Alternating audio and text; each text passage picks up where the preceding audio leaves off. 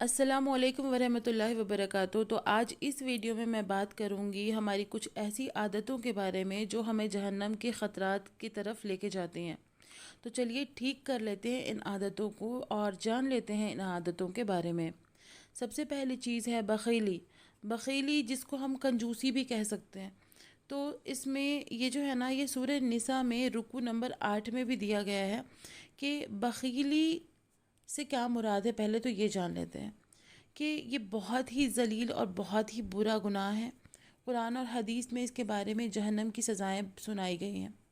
اللہ تعالیٰ کا فرمان ہے کہ اور جو لوگ بخیلی کرتے ہیں اس چیز میں جو اللہ نے اپنے فضل سے انہیں دی ہے، ہرگز بخیلی کرنے والے لوگ اسے اپنے لیے اچھا نہ سمجھیں بلکہ یہ ان کے لیے بہت برا ہے۔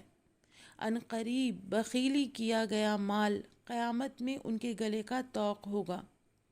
آل عمران رکوع نمبر 18 میں ایک دوسری آیت میں بھی یہ آیا ہے کہ بے شک اللہ تعالیٰ اترانے، ڈینگ مارنے والے، بخیلی کرنے اور لوگوں کو بخیلی کرنے کا حکم دینے والوں کو پسند نہیں کرتا۔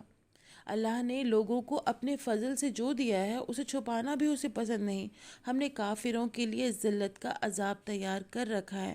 یہ سورہ نساء میں رکوع نمبر 8 میں آیا ہے۔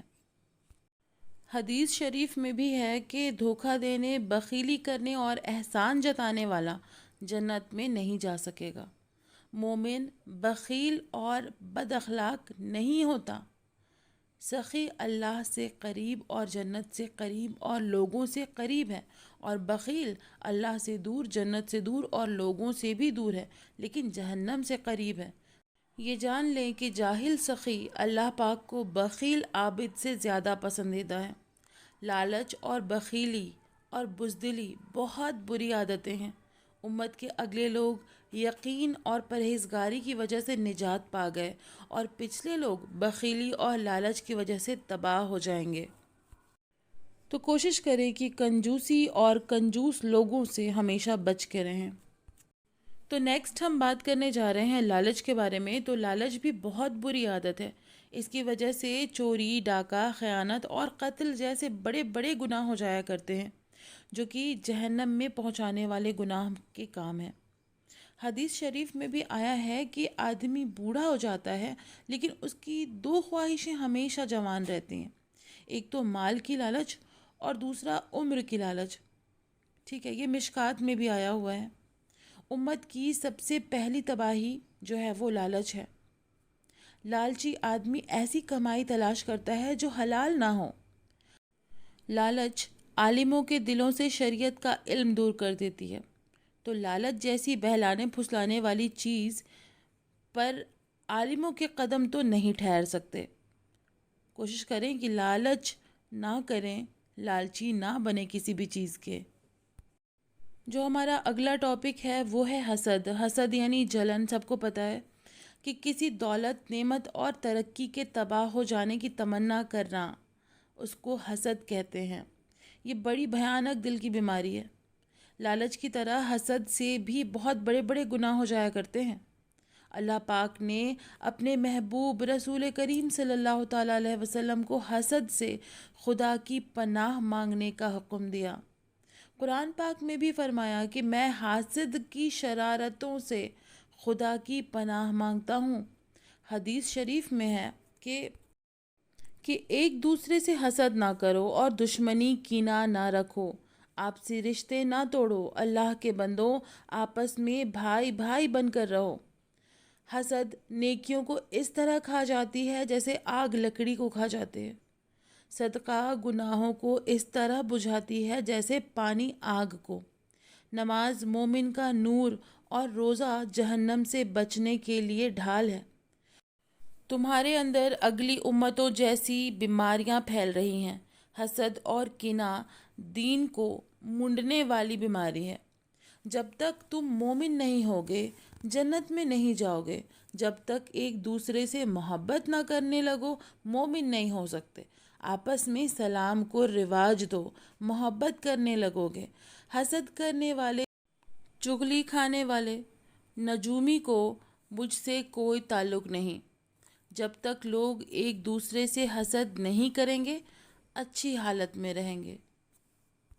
تو میں یہ کہنا چاہتی ہوں کہ حسد تو بالکل بھی نہیں کرنی چاہیے۔ جلن کر کے انسان اپنے آپ کو خطرے میں ڈالتا ہے۔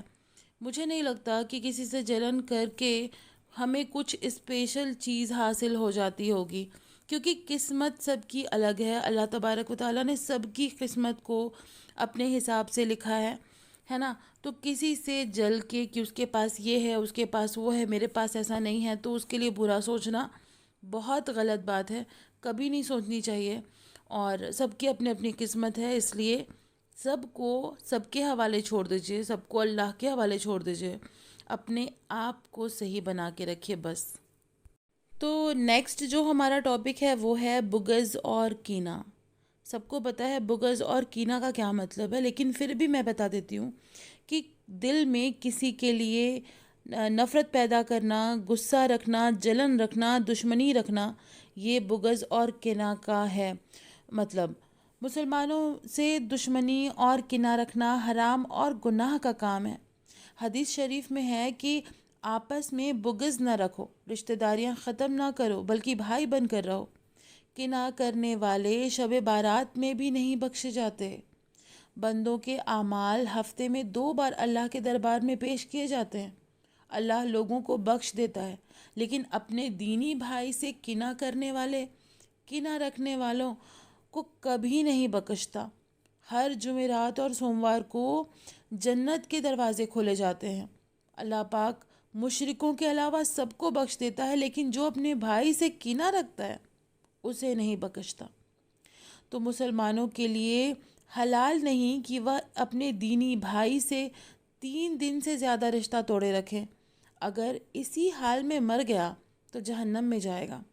یہ مشکات میں بھی آیا ہوا ہے۔ جو 1 سال تک اپنے دینی بھائی کو چھوڑے رہے تو یہ اتنا بڑا گناہ ہے جیسے کہ اس کا خون کر دیا ہو۔ اللہ رب العزت ہم سب کو ایسی بیکار اور گھٹیا چیزوں سے بچا کے رکھے، آمین ضرور کہیے گا۔ نیکسٹ اور لاسٹ ہم بات کریں گے دھوکے بازی کے بارے میں۔ تو مسلمانوں کے ساتھ مکاری، دھوکہ بازی حرام اور گناہ کبیرہ ہے، جس کی سزا جہنم کا دردناک عذاب ہے۔ حدیث شریف میں آیا ہے کہ مومن کو نقصان پہنچانے والا، اس کے ساتھ دھوکے بازی کرنے والا ملعون ہے۔ ملعون کا مطلب ہوتا ہے لعنتی ہے وہ۔ یہ مشکات شریف میں بھی آیا ہے۔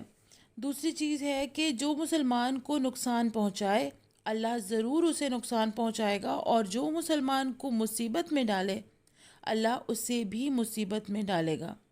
بے شک جو ہمارے ساتھ دھوکہ بازی کرے وہ ہمارا نہیں، مکاری اور دھوکے بازی جہنم میں ہے۔